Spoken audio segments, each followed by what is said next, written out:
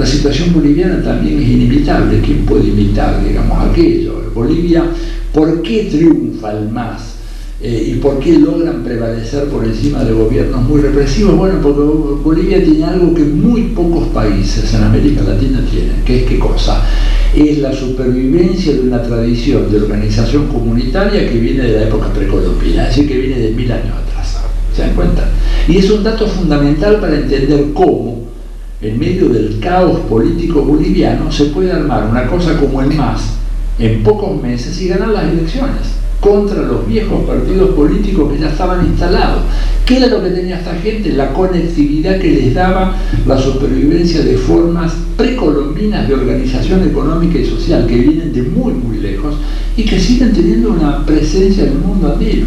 No tanto en el oriente boliviano, pero sí en todo lo que es el altiplano. Y eso es inimitable. No lo tenemos ni en Argentina, ni en Uruguay, ni en Brasil, no lo hay en Venezuela, ¿verdad? No lo hay en Cuba tampoco. Son modelos diferentes.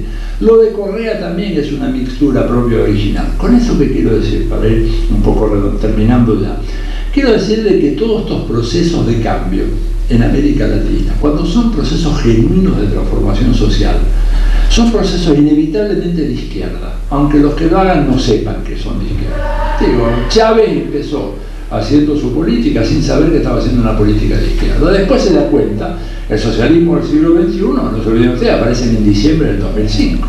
Y él está gobernando desde el 98, con credenciales democráticas inobjetables. Digo, es de lejos la democracia más robusta de América Latina. Primero, es el único país en donde existe una cláusula constitucional que permite a la oposición exigir una elección de revocatoria del mandato a mitad de término. Imagínense ustedes si quisiéramos hacer algo así acá en Argentina, que a mitad del periodo presidencial la oposición pudiera, reuniendo un cierto número de firmas, hacer obligatoria la convocatoria de un referéndum para ver si el presidente sigue o se va. No solo el presidente en Venezuela, el presidente, el gobernador del estado, el intendente del municipio, los concejales, los diputados. O sea, es un régimen ultrademocrático. Y además Chávez ganó 8 elecciones consecutivas. Entonces, cuando uno a veces escucha algunas críticas que, bueno, la democracia está en peligro en Venezuela, ojo, cada una de esas elecciones consecutivas de Chávez con veedores de Naciones Unidas, veedores de la OEA, veedores del Centro Carter y James Carter, siempre certificó en los 8 casos que las elecciones fueron limpias. Y Carter no es un tipo que uno lo vaya a comprar con $1 milloncito o $2, nada de eso. Él dice lo que ve, como lo dijo en tantas otras ocasiones en otras partes del mundo. Sin embargo, Chávez aparece como un monstruo, como un enemigo de la democracia, etc. Se explota su estilo, el estilo, digamos, político de Chávez es un estilo que genera, digamos, cierta resistencia en muchos sectores, pero un estilo de una extraordinaria eficacia para comunicarse con su pueblo. Y eso me parece que es importante. La idiosincrasia venezolana es muy diferente a la rioplatense. Yo no me imagino un político como Chávez compitiendo, digamos, contra Macri, Filmus o Tellerman en la ciudad de Buenos Aires. Sería, digamos, la reedición del carnaval en el corso de Plaza de Mayo de la década del 30. No sería creíble, ¿verdad? Sin embargo, allá un político normal, porque los otros no son diferentes, son iguales, solo que con un contenido mucho más frívolo, mucho más superficial e infinitamente corruptos. Entonces, bueno, ahí tenemos un caso muy especial. Y lo de Evo, bueno, lo de Evo es otro milagro producido por esa supervivencia de esa mentalidad y esas formas tradicionales de organización. Evo es un hombre que no habla muy bien español, digamos, le cuesta comunicarse, el español no es su lengua originaria es el quechua, ni siquiera la aymara, pero bueno, irradia una sensación de integridad y de honestidad que es impresionante y que ha sido captada por el pueblo boliviano. Ahora, esto no significa que no vaya a tener problemas para adelante, los tiene y muchos, pero me parece a mí que en ese sentido él está tratando de aplicar un proyecto de izquierda adecuado a las realidades nacionales de Bolivia, porque no hay modelos, no es que uno va a un shopping de modelos políticos y dice utilizo esta, no. Cada cambio político tiene que ser absolutamente original si es que quiere tener alguna chance de salir bien. Cada vez que se copia, la cosa sale mal. Fidel lo dijo en una ocasión, dijo, cada vez que copiamos nos fue mal. Y hay además un antecedente que es este genial venezolano de finales del siglo XVIII, principios del XIX, que fue el maestro de Bolívar, Simón Rodríguez, que escribió una frase maravillosa. Él, en víspera de la independencia de América Latina, dijo: o inventamos o erramos. Hay que inventar. Entonces, estamos inventando la Argentina, digo para terminar. Bueno, yo creo que no estamos inventando mucho, me parece, y ya para yo dar un parecer sobre esto. Creo que la Argentina, bueno, por algo es el país que tiene el mayor número de psicoanalistas por cada 10.000 habitantes. Primero y principal, digo. ¿Por qué digo esto? Porque la esquizofrenia o el hiato que separa el discurso político oficial de la Argentina de la práctica política y económica es realmente enloquecedor. Para quien se lo toma en serio es enloquecedor. Digo, por eso Morales, Solá, Grondona están todos vueltos locos con ese hombre, porque ellos creen demasiado en las palabras y en los gestos. Y los gestos del presidente indudablemente son gestos de un radicalismo muy, muy fervoroso, de un izquierdismo muy fervoroso. No pierde ocasión de hablar mal de los economistas neoliberales, con toda razón, digo, porque ¿cómo no va a hablar mal de gente que en medio de la catástrofe argentina del 2001 auguraba de que el dólar iba a estar a 14 pesos? Si quieren ustedes el nombre, Jorge Ávila, por ejemplo. Y sin embargo, como no hay mala praxis en la economía, ¿verdad? Un médico se hace mala praxis tiene problemas muy serios, pero un economista que hace súper mala praxis, que cuesta la vida de miles de personas, sigue impunemente dando sus consejos. Lo ven ustedes en la radio, en la televisión, en general, todos estos gurús. El presidente los ataca, y con razón. Ataca a las transnacionales, y tiene razón o no, y creo que tiene razón en ese punto. ¿Cómo no las va a atacar? Miren lo que está haciendo Repsol o Petrobras en la Argentina. Están dejándonos sin petróleo.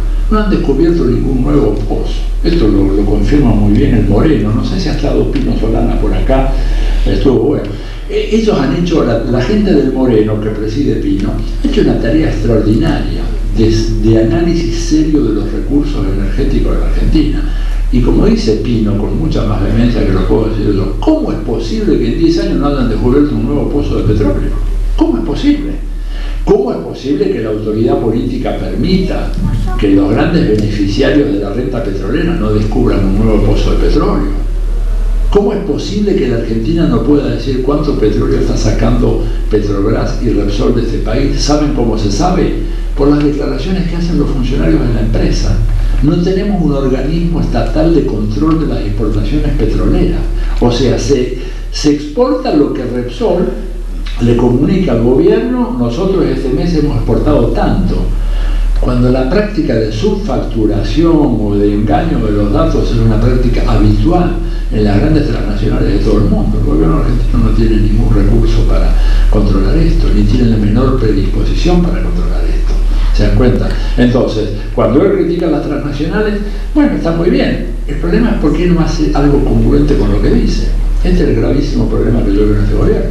Este es un gobierno que tiene un discurso muy de izquierda, ¿verdad?, que asusta a algunos, pero asusta a los tontos, a los otros no los asusta, pero a algunos cuantos asusta o causa asombro. La cara, ustedes veían en la cuestión en la conferencia de Mar del Plata, la cara de asombro de Bush, ¿no es cierto? No podía creer lo que estaba viendo, porque por un lado veía un manejo muy prolijo, cauteloso, ortodoxo de la política económica, un país que hacía todo lo deber, y por el otro un berrinche inexplicable. Bueno, son argentinos, son así, ¿verdad?, etcétera. Entonces, ¿hacia dónde está yendo esto? Yo creo que estamos yendo hacia una situación en la cual probablemente el gobierno comienza a ver que, pese a sus éxitos económicos a nivel macro, que los tiene, no hay ninguna duda, yo quiero decir esto para ser absolutamente honesto, o sea, la Argentina con Kirchner aprovechó mejor que Brasil de Cardoso y el Brasil de Lula lo que los economistas llaman el viento de cola de la economía internacional, que impulsa altas tasas de crecimiento económico. Acá hemos tenido tasas del 8,5 al 9, y Brasil tiene de 2,5. Entonces es evidente que acá se están haciendo las cosas un poco mejor que en Brasil, o en Brasil mucho más chapuceramente que acá. Pero eso, no sé, lo cierto es que acá se ha venido registrando un crecimiento muy elevado, pero lo que sorprende es la absoluta ineptitud para enfrentar seriamente la cuestión social. Y eso le puede dar una enorme sorpresa a este gobierno, que hoy en día en las encuestas las cosas le pintan muy bien, pero mi impresión es que hay mucho voto disconforme que no se atreve a decir que no va a votar por el candidato oficial. Pero yo creo que hay mucho voto disconforme y hay un mar de fondo que se está gestando fuertemente en la Argentina. Claro que, a diferencia de otros países como los anteriormente nombrados, Venezuela, Bolivia o Ecuador, el sistema político argentino ha dado muestra de ser sumamente fuerte y es un sistema profundamente refractario a cualquier cambio. Es un sistema que permanentemente reproduce lo mismo que teníamos antes, con el agravante de que es un sistema que hoy en día se ha transformado en lo que los politólogos llamamos un sistema de partido predominante o hegemónico, aunque la palabra hegemónico no me gusta mucho porque tiene otras connotaciones. ¿Qué quiere decir esto? Quiere decir que cuando comenzó la democracia había dos polos aglutinantes del 70-75% de la votación del electorado. Hoy en día hay un solo polo. El Partido Radical prácticamente desapareció como un partido a nivel nacional, que era como un partido fuerte en algunos distritos, ¿verdad? Fuerte, pero no gobierna. Por ejemplo, en Córdoba no logra gobernar, está en algunas provincias del interior, pero no las provincias más decisivas. En Buenos Aires, piensen ustedes que en la primera elección que consagra a Raúl Alfonsín como presidente, el 30 de octubre del 83, el radicalismo sacó el 63% de los votos. En la última elección, Facundito Suárez Lastra sacó 1,5%. O sea, un derrumbe total en donde el partido desaparece, se transforma en una tercera fuerza acá en la provincia de Buenos Aires, ¿no es cierto? Desaparece en muchos otros distritos y para colmo vienen los radicales acá, los radicales no acá. O sea, ¿qué es lo que hay hoy en el sistema partidario argentino? Está una gran confederación de partidos peronistas, peronoides, digamos, variantes de diverso tipo, todas muy alineadas en torno a la figura del presidente, porque traslada esa cultura del peronismo de que, bueno, soy oficialista siempre porque el que manda tiene mi lealtad. Si manda Menem, soy menemista; si manda Kirchner, soy kirchnerista. No voy a hacer nombre, pero todo el mundo lo sabe acá. Si manda Dualde, soy dualdista. Después, digo, los intendentes dualdistas que parecían de fierro, inquebrantables, por un acto milagroso de la noche a la mañana se hicieron todos kirchneristas. Digo, entonces, en un sistema partidario así, el cambio es muy difícil. ¿Por dónde puede venir? Y puede venir por el lado de una poblada como la del 2001, pero esa oportunidad se perdió. Digo, yo creo que esa fue la gran oportunidad que tenía la Argentina de empezar algo nuevo. Si hubiera tenido partidos más maduros, una dirigencia más madura, mejor formada, se hubiera ahí podido empezar algo más o menos parecido a lo que empezó en Italia cuando se produjo el mismo derrumbe del sistema partidario con la operación aquella Manipulite. En Argentina, lamentablemente, dejamos pasar la oportunidad y entonces lo que vino es esto, lo que tenemos ahora, ¿verdad? Que es un poco una cosa que no logra definirse del todo, que molesta, que provoca cierta irritación, pero que en el fondo ha logrado que las cosas sigan como estaban antes. O sea, ahora no tenemos la convertibilidad del 1-1, la tenemos del 3-1. Pero después no tenemos política comercial, no tenemos política de regulación de mercado, tenemos una desinversión monumental en el sector público de hoy en día. Al transportarse, viajar en la Argentina, una película de terror norteamericana, en los aviones a punto de chocar cada semana sobre Buenos Aires, en el sur de Córdoba, un rayo inhabilita un radar y este país se queda ciegas. ¿Cómo es posible? Tenemos 40.000 millones de dólares en el Banco Central y un radar que vale $200.000 no se puede instalar. Digo, ¿qué es esto? Bueno, es una improvisación total, ¿se dan cuenta? Entonces, creo que eso genera esta situación de malestar que puede dar lugar a que en cualquier momento las cosas no vayan tan bien para el gobierno. Y yo creo, con esto termino para dar lugar a un intercambio, y disculpa si me he excedido demasiado, creo que el gobierno puede recibir una gran sorpresa en la ciudad de Buenos Aires el 3 de junio. Yo, me parece a mí, por lo poco que estuve viendo algunos materiales, algunas encuestas, que hay ahí un pronóstico muy complicado para el gobierno, donde no solo su candidato no parece ser el que llegue a la segunda vuelta, sino que probablemente en la segunda vuelta gane Macri. Y esto sí sería para el gobierno realmente una verdadera debacle en la ciudad de Buenos Aires. Hay mucho voto vergonzante de Macri en la ciudad, como lo había de Menem. Yo recuerdo cuando en el 95, cuando Menem es reelecto con el 50% de los votos, yo hice una pequeña encuesta informal en la ciudad de Buenos Aires y resulta que nadie había votado Menem. Otro milagro político argentino. Nadie lo votó, pero sacó el 50% de los votos. ¿Por qué? Y la gente no lo dice. Es el voto vergonzante. Y yo me temo que hay mucho voto vergonzante de Macri. Puedo equivocarme porque, atención, que las encuestas no están muy bien hechas, salvo una o dos consultoras que son las que trabajan un poco mejor en realidad. Las otras, desde el punto de vista técnico, dejan mucho que desear.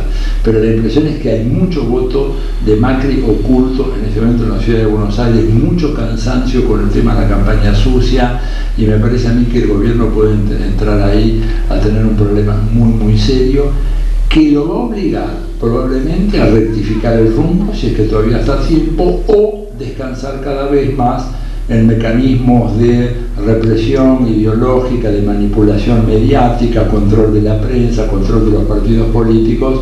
Son un poco los dos escenarios. A mí me gustaría que a partir de un sacudón de eso, el gobierno empezara a hacer algunas cosas sensatas que podría hacer, que evidentemente lo habilitarían para ser pensado como un gobierno de izquierda. Este país necesita una reforma tributaria urgente.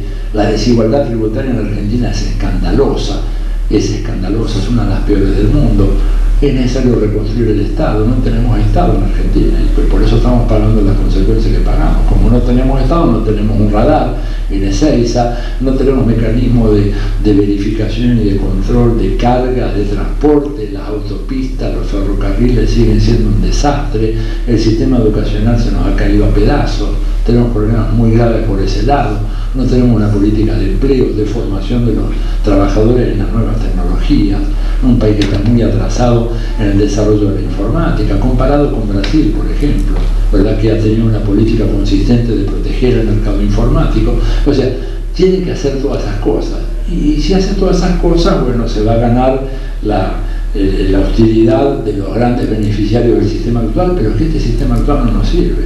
Es un sistema que está realmente en muy malas condiciones, que condena a casi la mitad de la población a vivir en la pobreza, sin esperanza.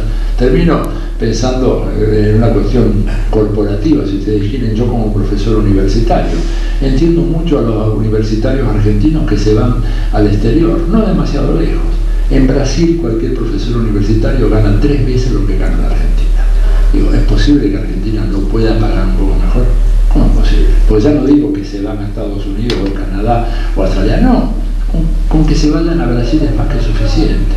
Brasil tiene casi 10.000 becas doctorales por año.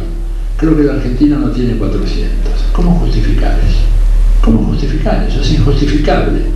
Y por eso a veces me da mucha rabia cuando veo mucha propaganda. Hicimos esto, hicimos lo otro en materia educativa. En materia educativa tenemos un atraso fenomenal. Estamos viviendo del envión que traíamos desde la primera mitad del siglo XX hasta el año 1966, si ustedes quieren, cuando empieza con el golpe militar, la decadencia de la educación en Argentina. Pero hay cosas que se pueden hacer, que no hace falta hacer una revolución, hace falta ser rigurosamente reformista, seriamente reformista, pero para eso hay que tener un Estado que funcione, un Estado que pueda ejecutar el presupuesto. La mayoría de los estados en la Argentina, provinciales, no pueden ejecutar el presupuesto, porque no tienen capacidad efectiva de gestión para ejecutar el presupuesto. ¿Por qué? Bueno, porque en la época de Menem se fueron la gran mayoría de los mejores funcionarios, eliminaron a aquellos con más experiencia, con más antigüedad, con salarios más altos. Entonces vino gente que tuvo que ocupar su lugar con la mejor buena voluntad, pero sin la formación adecuada, sin el entrenamiento, el reentrenamiento permanente. La educación permanente no existe en el seno del Estado. Un Estado que sigue pagando en negro casi la mitad de sus funcionarios. Tío, yo no pido que hagan la revolución, que Kirchner se suba al Uritorco imitando la Sierra Maestra y que hagan la revolución. Pido que sea como un gobierno reformista, socialdemócrata, sueco-noruego. No es mucho pedir en un país como este. Y sin embargo ni siquiera eso se hace. Y ni siquiera se debate. Y tenemos enfrente una derecha cerril, ¿verdad?, que está transformando a Kirchner en una especie de Trotsky argentino, cuando realmente no da para nada la comparación. Entonces, esto me parece a mí que es el gran desafío y las incertidumbres en el panorama político inmediato de la Argentina. Bueno, gracias y perdonen por el abuso del tiempo.